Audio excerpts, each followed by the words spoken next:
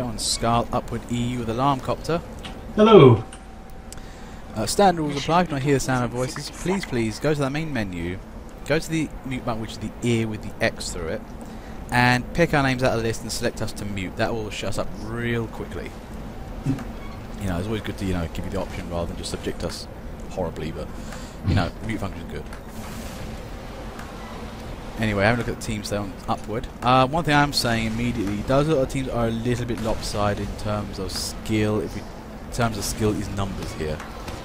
Yeah, well, I mean, that last round that we sort of just vaguely watched was a little bit of a rollover for Blue, and now they're on Red. I don't know, traditionally Upward tends to bring out fairly good players, so perhaps it's just Blue has a lot of people who have just joined. We shall see. Yeah, that's the other thing I do find with this. Thankfully, TF2 don't use ELO systems. They don't really play something in a team. It only goes by like points over time, or actual current score, but it doesn't really have a points over time system, which is something I more prefer. Doors open. Not seeing any Ubers yet. Neither of them really plump for being invulnerable. Well, Red thrown one out there. I mean, yeah, Blue's just straight away counter-Ubered it. It hasn't really done much at all. It's a fairly timid Uber there, really. And he got stabbed. That was... Yep, nope. Ending that now. That's the thing, actually. If you aren't going to Uber heavy, he needs to run right into the middle of the crowd. He needs to kind of go to more back end and just generally annoy Red. They would have maybe said the front. If they want to retreat, that's retreat into an Uber. Not pleasant. Yeah, so far it's... I don't know, I mean, it's vaguely making its way towards the first point, but I don't know, Red are putting up an okay resistance, although saying that, Blue do seem to be putting some work in now. Yeah, they're on that cart, I mean, Destructo 1 there, just being, the good heavy, or sit on the cart, keep firing gun, there are no problems here. Clem's 05 there, no, he needs to back up, he's going to die pretty hard. I mean, sometimes you can tell when a point's just pretty much gone. I mean, that cart did not stop moving, and I think Red just knew we can't hold that. Just back up to a second defense line.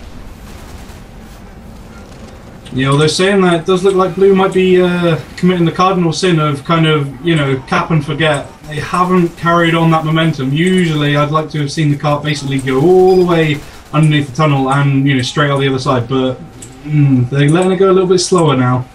That's the thing I kind of like with the cap point games. Those ones are a lot speedier. If you kind of let the first cap go and the second cap starts going, you're in trouble. Hey, Kaya. And that's the thing. The thing with the cart, though, not so fast, but it can have a certain relative speed to it. Well, I think with the cart, though, compared to cap, it is kind of like a cap point, so it moves. The progress is how far it's going on the track points. But you get heals and ammo from it, so kind of different.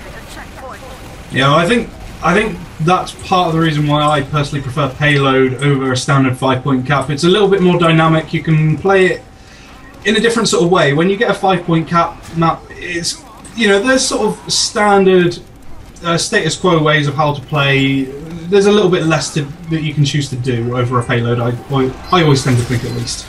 Well, the way I think of it is actually a payload map is in favour of the heavier classes, especially heavy, because they love payloads, healing, all the ammo. Whereas not when it's a scout game, they don't want to be tied to a single area to push the cart. Whereas the cap points, very much their animal. They get move around, take this, then move on. Oh yeah, the amount of times you play Granary and just see a scout win the game, it is ungodly. Oh, I love it when that happens. It's that when it happens the first time around, just the start of the game. I think, what happened here? Where did the game go? And that's when you've got to remember the prime thing of TF2 is keep on the objective, really. Anyway, back to the game at large. And what I'm seeing here is actually Red's actually putting a good defence up. And that soldier went flying.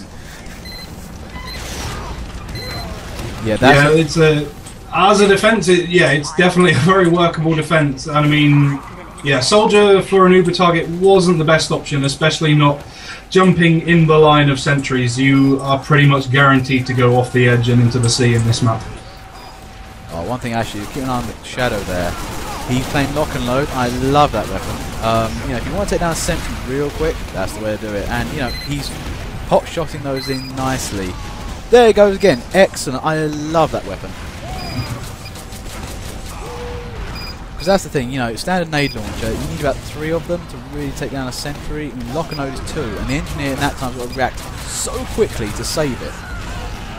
Yeah, I mean, as well as that, I mean, there's something to be said for a demo man who knows how to aim pipes as well, which, I don't know.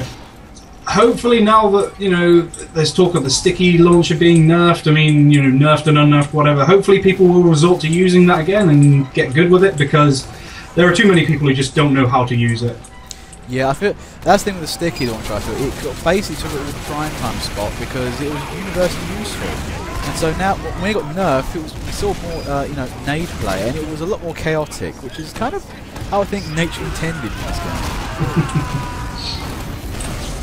You know, back to the game. I mean, 3 minutes 40. Blue was doing good, quite strong at first, but they have really slowed down at this. Kai 98 there, proving how stickies work. You know, you do need to take down sentry still.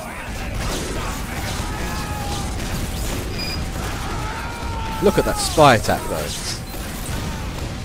I'm in your base, sapping your buildings. And that's pretty much finished there. That was nicely done. Yeah, I love it, the old, you know, classic style of attack where you just keep sapping until everything dies because the NG can't repair it fast enough. You know, they've either got to choose to shoot you or just lose all their stuff, and half the time they end up getting killed as well, which is great. Yeah, I mean that's the thing. When you get like panicked like that as well, when your buildings are getting sapped and you're getting attacked at the same time, really panicky situation. And, you know, a lot of engineers tend to panic or fluster a little. Oh yeah, we are doing a commentary. If you don't want to hear us, just please mute us. It's a really easy way to shut us up. For further instructions, I can actually give you a video. I've had to do that quite a few times. But anyway, you know, Blue's triumphant. They have managed to, you know, get a good time on that. You know, they're not the best time. I feel like perhaps what sort of slowed them down there really was the fact that for most of that, you know, the heavy was on it pretty much from the start of the game, pretty much until we got out of the tunnel, and then he just pretty much disappeared. I feel like if he had been on there a little bit longer, they could have had that sooner. Disappearing heavies. He disappeared into fat air. But look at blue team though. I mean, this is the thing about point 2 and 3. It can be a really weird area because sometimes it rolls over really hard. Sometimes though, you can get a really good defense out of it. Yeah, I don't think Red are really capitalising on this well enough. It's a really good area. You've got a decent choke point, and you know there's not much blue can do if you hit them with, you know, stickies or stuff like that. They're kind of guaranteed to either die or go off the side of the cliff. Yeah, it's a nice knockback area. The other thing I actually found with this area is a nice little sentry spot. You know, kind of the you know, the little ledge area, the red ledge area. Yeah. Right at the end of that, off the side of that. If you put a sentry over there, that's nice. It covers a lot of the area, and it's really hard to advance upon. That information may be useful later. But I mean, this is the thing I'm finding with blue here. I mean, I was looking at the whole area, and there's just nothing in the way. Where did red team go? Yeah, well, I mean, it was quite enough that they were able to do a conga line. So, I mean, yeah, something's going wrong with the red side of things, I think. Yeah, that's the hype arrogance there. Enemy team starts to conga the cart into the wind. Ultimate taunt, team taunt even. I mean, the thing I find actually with sometimes some of these defences, if you can break an enemy defence clean, like kill off most of their guys, take all their stuff really quickly and get on the push, that's where you see a real push come up ahead. If it's kind of sloppy, half done, and you kind of get into the last drag to them, that's when they kind of set for a second defence line and it just slots slowing down again. Yeah, I'd say for the most part, it's always better trying to, if you have managed to take, you know, like half a team out, it's always worth trying to go ahead and take out the rest of them, as opposed to sort of doing a half-baked push on a cart. You know, if you can guarantee kills on people, then, you know, you're guaranteed that point as well, and it's only going to slow the opposing team down, so you may as well go for it.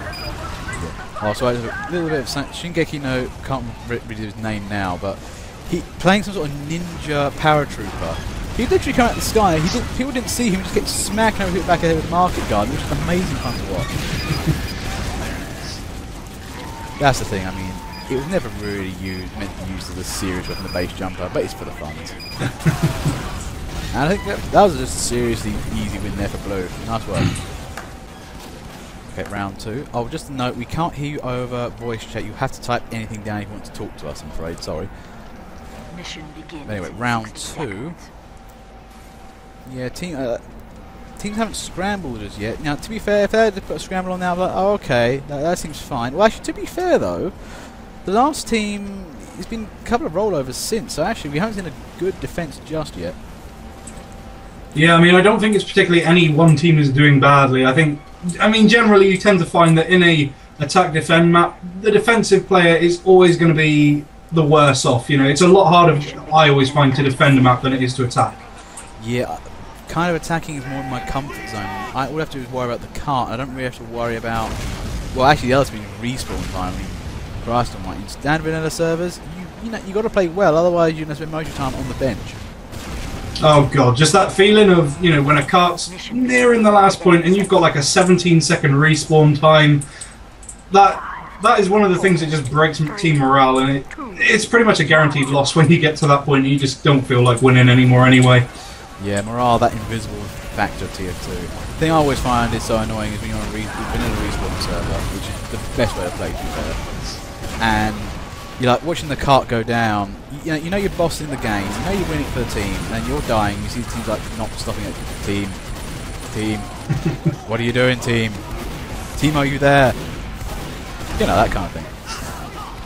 Thankfully, though, I don't think we're seeing any one player on either side of things actually carrying so far. It does seem like most people are pretty good across the board. You know, consistent playing, which is decent to see. Yeah, I do like a good set of teams. Rather, thing is, it is kind of morale breaking for that one guy who's really good, and you've got a team full of, well, maybe not so quite as good as him, shall we say. And it's like, oh great, give me a saddle, I'm gonna have to carry this game.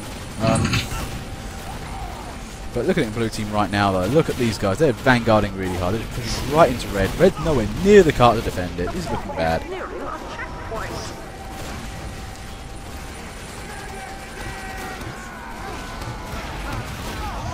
In any case, I think that's, yep, nice 7 minutes on the clock there. Blue got a nice head start to their game here. Yeah, I mean, pretty much the only thing that slowed them down was a headshot to a heavy, but, you know, they still got people on the cart, still making a move. I don't know, I feel like this could end up fairly similar to last game. You know, they have slowed down a little bit. Yep. Oh, unlucky stab there from Daniel Van Buyen there. He was about to go stab at heavy. That's the thing with Spy sometimes. You go get close up to the objective and I don't feel like stabbing him. That could say, Spy, why do you do this? This is the worst time not to kill him. But yeah, to be fair, those blue teams are actually making up for it. Getting in that tunnel, taking him down. That Black Jesus tries to stop the cart, but the heavy on the cart is not really easy to take down. Especially not with a medic next to him as well. Yeah, nasty. Heavy battles often determined by the medic, or unless they're using something like Tomislav, and it's like, oh god, no, I have no damage output. Or Nastasha, for that matter. Ah, engineer versus sniper, the dreaded ham-fisted robot arm fight. Look at this guy though. What's his name? Nijunian there. I'm sorry if I mispronounced the name badly, but that's aggro engineering to a T. That is. Yeah, that's kind of paying dividends. I mean, it's not, you know, really, you know, he's not exactly getting all the kills, but that is just a constant nuisance there. I mean, finally his sentry's taken out, but that's a really interesting placement, and yeah, it's basically just a slight pain in the ass for red, but those are the kind of things that can break a team. But that's the thing though, that's the thing aggro engineers should be doing really, kind of getting in there being a bit annoying. The other thing they need to be doing is dealing teleporters. But seeing the second point, they're not entirely vital, but are handy. That's the thing though, I remember when Upward did used to have the second spawn point room, and it was a real pig go from first to third. Yeah, I think now it's at the point where it's a nicely balanced map. I think that's partly why, you know, it is one of those go-tos for comp, but I think it works really nicely just as a fun game to play because it is so well balanced. Yeah, no, it's all fun for all the family / team. Here's the thing though, blue has slowed down again, and somehow, oh wait, what's going on here? Pink man there jumps out of the ceiling and tries to take on the entire red team. Unsuccessfully, but you've got to admire the enthusiasm. Thing is, you don't see pyros like that nowadays. I mean, they're called WM1ers, but sometimes you just need a bit of blind courage here and there. That's the thing. I mean, I don't get the stigma related to, you know, people who do play WM1. Sure, it's annoying to play against, but, you know, pretty much any class is doing virtually the same thing. You know, a scout runs forward and shoots people. He's pressing W, I'm pressing M1. You know, yeah. I don't get the stigma. Anything goes in this game as far as I'm concerned. Well, the thing was, back in the day, back in the day when you couldn't pick up buildings, back in the day before there was no alt loadout, pyro couldn't air blast. You literally had to wait around the corner and just have to burn somebody to death. You know, I'm still kind of a player of those days. I mean, I love the back burner now. I mean, I still love the thing. But it's WM1, but from behind. That's the thing, you've got to have skill to get around an enemy without them noticing. Have a look at his cart though, he's rolling back. I mean, I think Red have managed to get their defensive line set up. I haven't seen any more blue Ubers though. Actually, to be fair, not many Ubers at all. No, yeah, actually thinking about it, I mean, last round we saw 2 at the start and that was kind of it. I don't think I've seen 1 at all this round, and I mean, I was going to say it looks kind of like a repeat of last time round, but Blue have put a much less of a fight than the last blue team did. Yeah, no, I just haven't seen to get round the corner. But the thing is, though, you know, a couple of Ubers here and there, and that, to be fair, that last game had that dirt spy attack, which was funny as hell. Thing is, that's one thing I really find like conspiracy for me. So I'm playing engineer, and somehow 2 spies get at me, all sapping myself like, did they plan this? Did they really want to take me down that hard?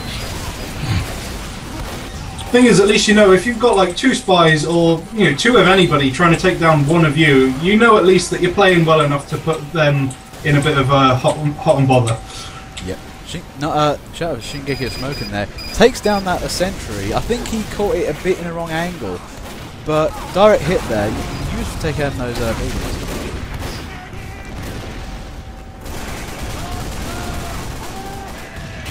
Is that Red are still holding this though. They're still doing brilliant. The thing is, all the time I'm seeing a lot of Red team. They're not really dying. They're actually staying alive pretty well. Yeah, they're kind of pretty much just managing to pick Blue off one by one. They aren't streaming in as they really should be. They are just going as and when they feel like it. And yeah, Red are kind of just taking the advantage. Oh, what happened to that Uber? And now that, for me, that was weird. Now, they should have moved it up a bit closer. That could have had them in the game, but that was a bit early started. I don't know what happened there with that Uber. Yeah, plus as well, the fact towards the end of it, the Heavy just decided to run back. I mean, I'm not sure what the reasoning was. Perhaps he didn't want to find himself, you know, left stranded in the middle of what is basically a death zone, but, you know, they still have a good second of that. They could have made it work. The thing is, he's using the non-quo heater. He might have been... you know, ran out of ammo. Oh yeah, Shingeki, if you want to mute us, man, please do so. You know, I'll take you now to do that. Now, in any case, 1 minute left on the clock. They're doing a good job here. You know, just holding.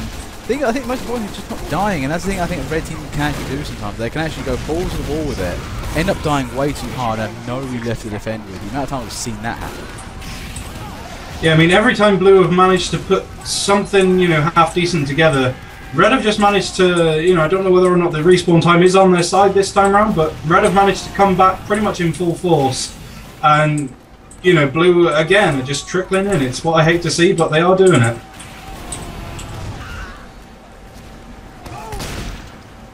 Yeah, 33 seconds on the clock. We're going to have to see a good pub push here for them to win the game. I haven't seen a pub push in a long time. I do need some stuff in my life. But yeah, no, this red team's got everything, you know, put together. Yeah, with the amount that they've managed to push Blue back, I mean, they've basically pushed them back to the first point. Yeah, this does not look very good for Blue at all. I can't imagine they're going to win this. Yeah, and look at Red though. They just pushed Blue all the way back. I have a feeling Blue may have lost a bit of morale here and there, and this is a straightforward win for Red.